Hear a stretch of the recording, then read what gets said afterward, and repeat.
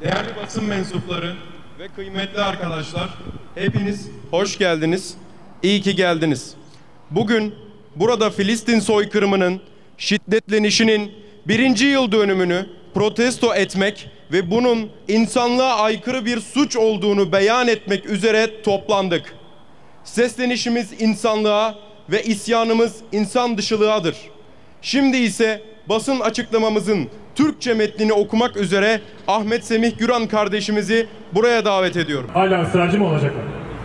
Netanyahu bir katildir. Bizler bütün dünyadan gençler olarak her katil gibi onun da halkının üzerinden çekene kadar da tüm dünyayı rahatsız etmeye devam edeceğiz. Doğu ve Batı zalim yöneticilerine hakkı çekinmeden haykıran binlerce vicdan... Değerli arkadaşlar, kıymetli basın mensupları, Gazze 17 yıldır abluka altında ve son 1 yıldır da soykırım niteliğinde saldırılarla karşı karşıya.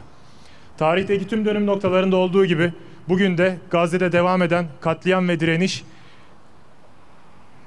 doğruyu yanlıştan, haklıyı zalimden, izzeti zilletten ayırt eden bir furkan olmuştur.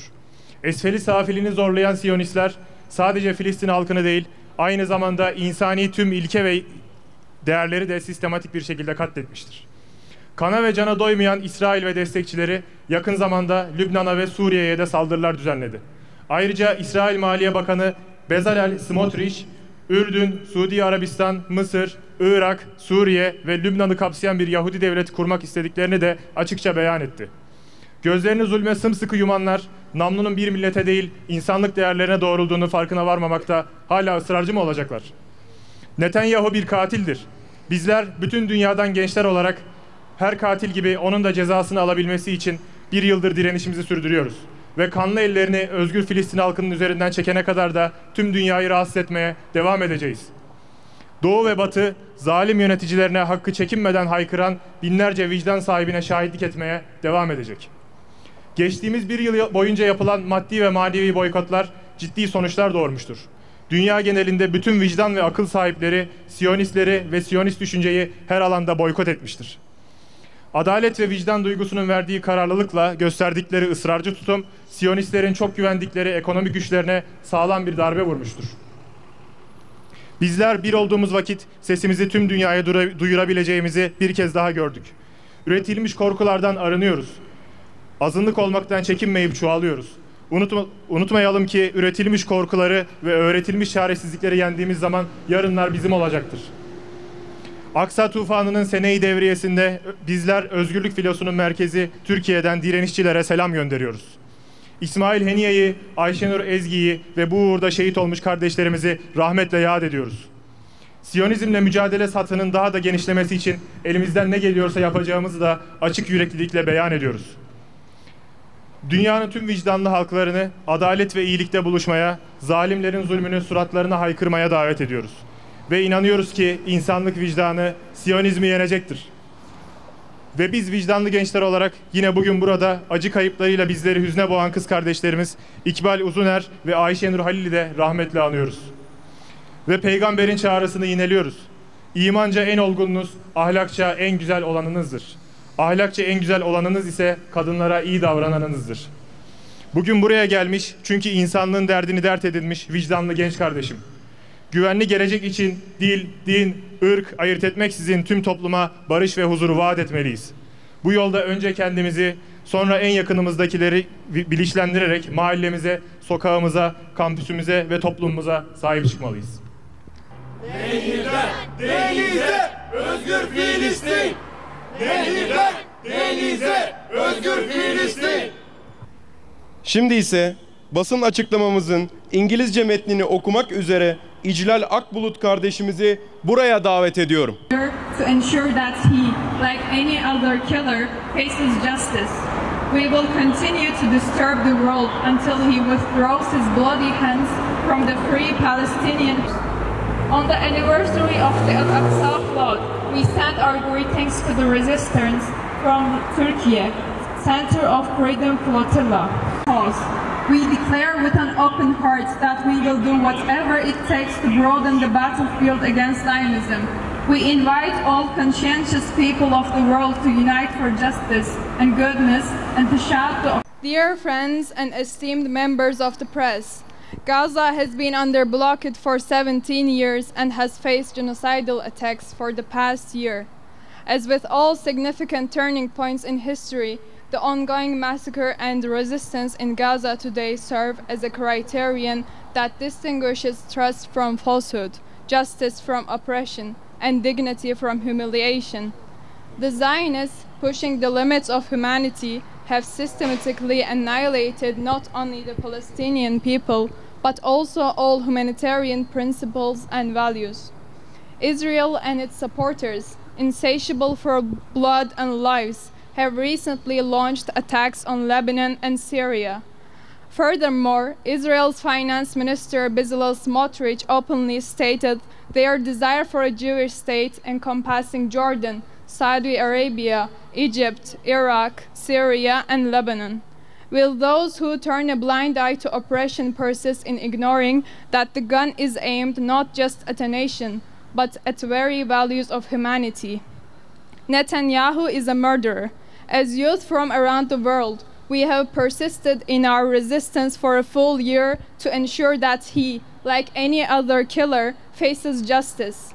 We will continue to disturb the world until he withdraws his bloody hands from the free Palestinian people. East and West will bear witness to the thousands of courageous individuals who bravely speak out against tyranny. Over the past year, the material and moral boycotts have yielded significant results.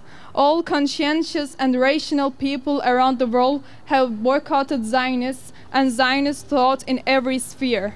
The persistent stance they have shown, grounded in justice and moral conviction, has dealt a solid blow to the economic power that Zionists heavily rely on. We have seen once again that when we unite, we can make our voices heard around the world. We are freeing ourselves from manufactured fears, growing without hesitation about being a minority. Let us not forget that when we overcome manufactured fears and taught helplessness, the future will be ours. On the anniversary of the Al-Aqsa flood, we send our greetings to the resistance from Turkey, the center of Freedom Flotilla. We remember Ismail Haniye, Ayşenur Ezgi, and our brothers who have been martyred in this cause. We declare with an open heart that we will do whatever it takes to broaden the battlefield against Zionism. We invite all conscientious people of the world to unite for justice and goodness and to shout the oppressive tyranny in their faces. And we believe that the conscience of humanity will defeat Zionism. And we, the conscientious youth, gather here today to remember our dear sisters Iqbal Uzuner and Ayşenur Halil, whose tragic losses have brought us sorrow. We echo the Prophet's call. The best among you are those who are best in conduct, and the best among you are those who treat their women well. You have come here today, dear young brother and sister, because you have taken to heart the troubles of humanity. For a secure future, we must promise peace and harmony to all communities, regardless of language, religion, or race. On this path, we must first raise awareness in ourselves and then in those closest to us, taking responsibility for our neighborhood, our street, our campus, and our society. Yaşasın küresel intifada! Yaşasın küresel intifada!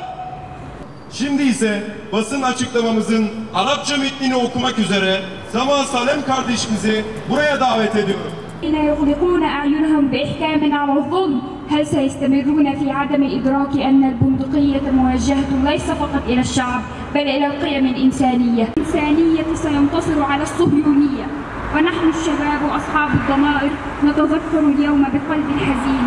أيها الأصدقاء الأعزاء، أيها الصحفيون الكرام، غزة تحت الحصار منذ 17 عاما، وتواجه منذ عام كامل هجمات إمادة جماعية. وكما في جميع المنعطفات التاريخية الهامة، فإن المجازر والمقاومة المستمرة في غزة اليوم أصبحت فرقانا يميز بين الحق والباطل، وبين العدل والظلم، وبين العزة والذلة. إن الصهاينة الذين بلغوا أسفل الدركات لا يقتلون فقط الشعب الفلسطيني، بل يقتلون أيضا جميع القيم والمبادئ الإنسانية بشكل منهجي. إسرائيل وداعموها الذين لم يكتفوا بالدماء والأرواح قد شنوا مؤخرا هجمات على لبنان وسوريا أيضا. بالإضافة إلى ذلك، أعلن وزير المالية الإسرائيلي بوضوح أنهم يريدون دولة يهودية تشمل الأردن والمملكة العربية السعودية ومصر والعراق وسوريا ولبنان. أولئك الذين يغلقون أعينهم بإحكام على الظلم، هل سيستمرون في عدم إدراك أن البندقية موجهة ليس فقط إلى الشعب بل إلى القيم الإنسانية؟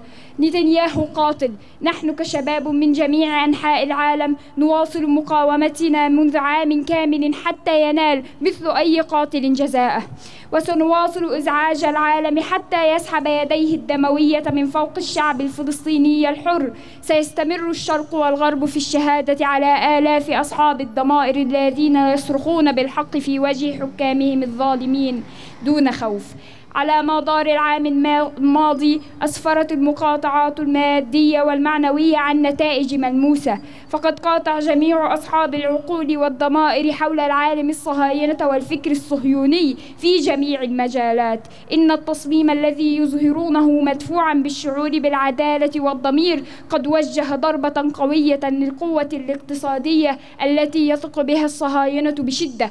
لقد رأينا مرة أخرى أنه عندما نتحد يمكننا إيصال صوتنا إلى جميع أنحاء العالم. نحن نتحرر من المخاوف المصطنعة، ولا نخاف من أن نكون أقلية، بل نزيد لنتذكر أنه عندما نتمكن من التغلب على المخاوف المصطنعة واليأس المتعلم فإن الغد سيكون لنا. في الذكرى السنوية لعاصفة الأقصى نرسل تحياتنا إلى المقاومين من مركز أسطولة الحرية في تركيا. نحيي إسماعيل هنية وآيشنور إزجي وإخواننا الشهداء الذين قضوا في هذا الطريق بالرحمة. نعلن بصدق أننا سنبذل كل ما في وسعنا لتوسيع جهد النضال ضد الصهيونية. ندعو شعوب العالم كافة التي تتمتع بالرحمة وتتمتع بالعدل والضمير إلى الاتقاء في سبيل العدالة والخير، إلى الصراخ بوجه الظالمين وظلمهم، ونؤمن بأن ضمير الإنسانية سينتصر على الصهيونية. ونحن الشباب أصحاب الضمائر نتذكر اليوم بقلب حزين أخواتنا العزيزات إقبال أزنار وعيشونور هليل اللاتين تركتا خلفهما خسارة أليمة. ونردد نداء النبي صلى الله عليه وسلم: إن أكبل المؤمنين إيمانا أحسنهم خلقا، وخياركم خياركم لنسائهم. إليك أيها الأخ الكريم والأخت الكريمة الذين جئتم اليوم لأنكم تحملون هم الإنسانية في قلوبكم. يجب أن نعد المجتمع كله بالسلام والأمان للمستقبل بغض النظر عن اللغة أو الدين أو العرق. فهي هذه الطريق يجب أولا أن نثقف أنفسنا ثم أقرب الناس إلينا، ونحترس بالوعي لحينا وشارعنا وجامعتنا ومجتمعنا. Basın açıklamada sona ermiştir. Katılımlarınız ve özellikle de şahitlikleriniz için teşekkür ederiz.